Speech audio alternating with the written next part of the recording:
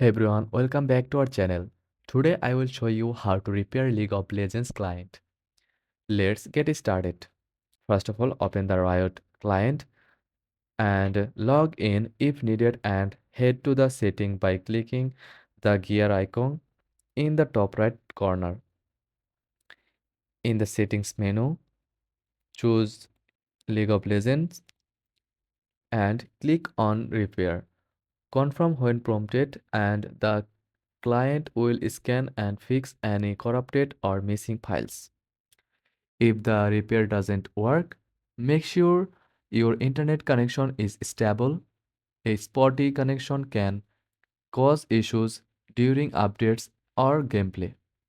As a last resort, reinstall the game. Uninstall League of Legends from your computer, then download and install the latest version from leagueoflegends.com. And that's it. Your client should be repaired and ready for action. If this helped, give it a thumbs up and subscribe for more league tips. Thanks for watching.